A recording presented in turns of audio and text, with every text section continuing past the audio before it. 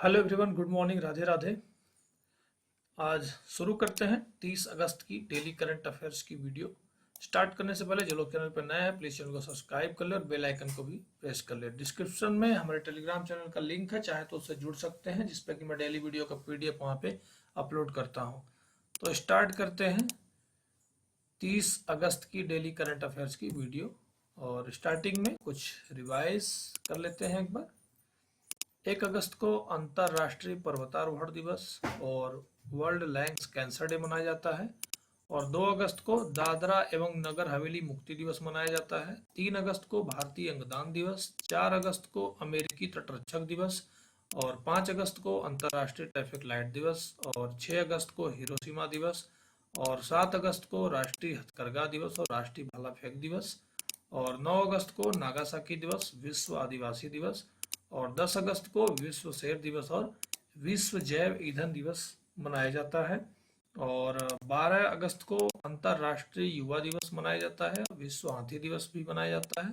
और 13 अगस्त को विश्व अंगदान दिवस मनाया जाता है। और 14 अगस्त को विभीषिका स्मृति दिवस मनाया जाता है। और 16 अगस्त को राष्ट्रीय स्वतंत्र श्रमिक दिवस, और 17 अगस्त को इंडोनेशिया, गैबान, अफगानिस्तान का स्वतंत्रता दिवस मनाया जाता है। और 19 अगस्त को विश्व फोटोग्राफी दिवस और विश्व संस्कृत दिवस मनाया जाता है। और 20 अगस्त को विश्व मच्छर दिवस और भारतीय अक्षय ऊर्जा दिवस और सद्भावना दिवस मनाया जाता है। 21 अगस्त को विश्व वरिष्ठ नागरिक दिवस मनाया जाता है। और 23 अगस्त को राष्ट्रीय अंतरिक्ष दिवस भी मनाया जाता है। और 26 अगस्त को महिला समानता दिवस, 26 अगस्त को, और 26 अगस्त को ही मदर टेरेसा की जयंती भी मनाई जाती है। और 26 अगस्त को इंटरनेशनल डॉग डे मनाया जाता है। और 29 अगस्त को राष्ट्रीय खेल दिवस मनाया जाता है। आज का पहला प्रश्न हमारा, हाल ही में कहाँ एनईपी 2020 के तहत शिक्षा के अंतर्राष्ट्रीयकरण पर कार्यक्रम आयोजित किया गया है? तो यह कार्यक्रम नई दिल्ली में आयोजित किया गया है। हाल ही में भारत और किस देश के बीच नौसेना स्तर पर सहयोग को मजबूत करने के लिए नई दिल्ली में बैठक हुई है? तो भारत और किस देश के बीच नौसेना सहयोग, तो यह दक्षिण अफ्रीका और भारत के बीच नौसेना सहयोग स्तर पर मजबूत करने के लिए दोनों देश की बैठक नई दिल्ली में हुई है। हाल ही में एनजीटी यानी कि नेशनल ग्रीन ट्रिब्यूनल अपशिष्ट में विफलता के लिए किस राज्य पर 1000 करोड़ रुपए का जुर्माना लगाया है? तो यह पंजाब सरकार पर यह जुर्माना लगा है। और नेशनल ग्रीन ट्रिब्यूनल यानी कि एनजीटी ने अपने हालिया आदेश में पुराने कचरे के साथ साथ अनुपचारित सीवेज डिस्चार्ज के प्रबंधन के लिए उचित कदम उठाने में विफल रहने के लिए पंजाब सरकार पर 1026 करोड़ रुपए का जुर्माना लगाया है। आदेशों में एनजीटी ने मुख्य सचिव के माध्यम से पंजाब राज्य को 1 महीने के भीतर सीपीसीबी के साथ पर्यावरण मुआवजे के लिए 1026 करोड़ जमा करने और एक अनुपालन रिपोर्ट प्रस्तुत करने का इनको आदेश मिला है। हाल ही में किसे बीएसएफ का नया डायरेक्टर जनरल नियुक्त किया गया है? तो दलजीत सिंह को इनको अभी बीएसएफ का नया डीजी नियुक्त किया गया है। और हाल ही में एनएसए अजीत डोभाल किस देश की 2 दिवसीय आधिकारिक यात्रा पर गए हैं? तो अजीत डोभाल अभी 2 दिवसीय श्रीलंका की यात्रा पर अभी ये गए हैं। और हाल ही में किस राज्य सरकार ने संस्कृत विद्यालयों के सभी छात्रों को छात्रवृत्ति देने की घोषणा की है? तो यह उत्तर प्रदेश सरकार ने, जो कि उत्तर प्रदेश के मुख्यमंत्री आदित्यनाथ योगी ने यह घोषणा की है, जो संस्कृत विश्वविद्यालय है सभी को छात्रवृत्ति मिलेगी। हाल ही में दुनिया में पहली बार कितने देशों में फेफड़ों के कैंसर के टीके का परीक्षण एक साथ शुरू हुआ है? तो टोटल 7 देशों में यह परीक्षण शुरू हुआ है। और वो 7 देश कौन कौन से हैं? तो यूके है, यूएस है, जर्मनी है, और हंगरी है, पोलैंड है, स्पेन है और तुर्की है। ये 7 देशों में कैंसर के टीके का परीक्षण शुरू हुआ है। हाल ही में टीम इंडिया ने 17वें अंतर्राष्ट्रीय खगोल विज्ञान ओलंपियाड में कितने पदक जीते हैं? तो टीम इंडिया ने 17वें अंतर्राष्ट्रीय खगोल विज्ञान में ओलंपियाड में टोटल 5 पदक जीते हैं भारत ने। और हाल ही में सीआईएसएफ का नया डीजी किसे नियुक्त किया गया है? तो अभी सीआईएसएफ का डीजी आरएस भाटी को नियुक्त किया गया है। इससे पहले बिहार पुलिस के डीजी थे।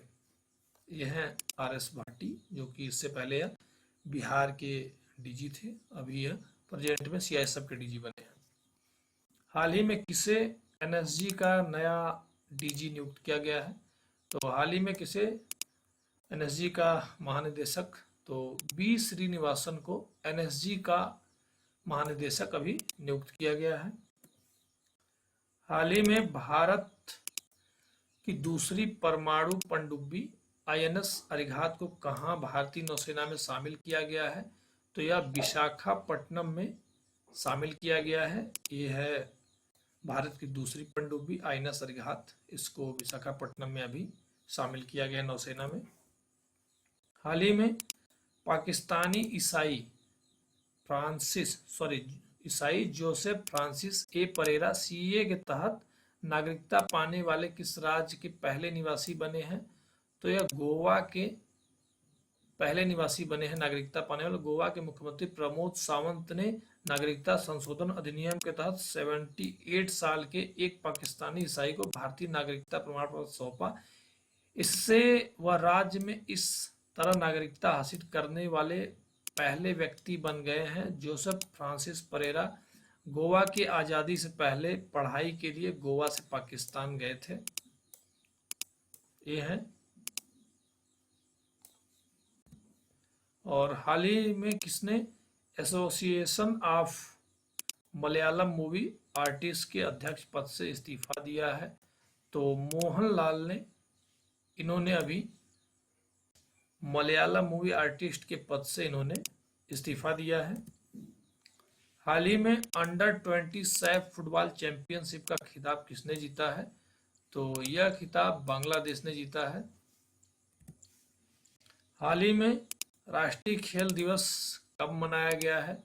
तो राष्ट्रीय खेल दिवस 29 अगस्त को मनाया गया है। और यह भारत में हर साल 29 अगस्त को राष्ट्रीय खेल दिवस मनाया जाता है। यह हॉकी के जादूगर मेजर ध्यानचंद की जयंती के उपलक्ष्य में मनाया जाता है।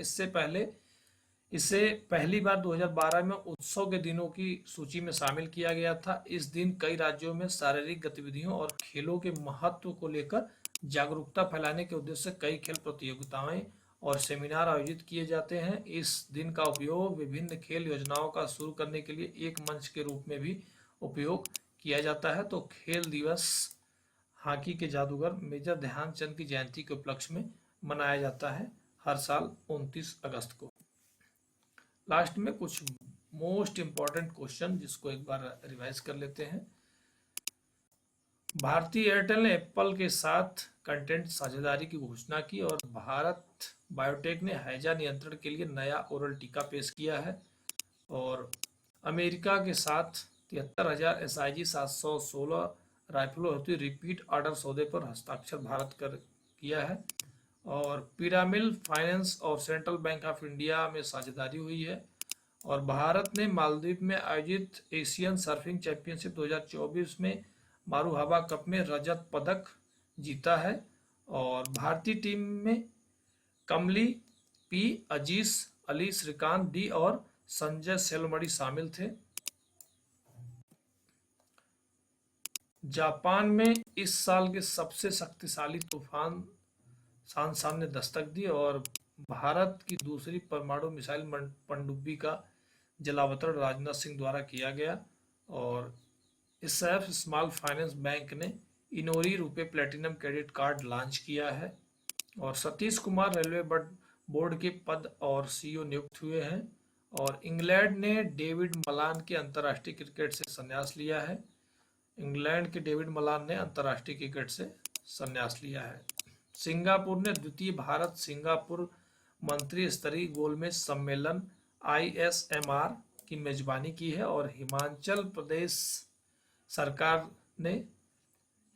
सरकार ने मुख्यमंत्री सुख शिक्षा योजना को अभी मंजूरी दी है। और इसी लास्ट रिवीजन क्वेश्चन के साथ आज की करंट अफेयर्स की वीडियो समाप्त होती है। उम्मीद करता हूँ जानकारी पसंद आई होगी। फिर से रिक्वेस्ट है, जो लोग चैनल पे पहली बार आए होंगे चैनल को सब्सक्राइब करके जाएंगे। मिलते हैं नए वीडियो में नई जानकारी के साथ।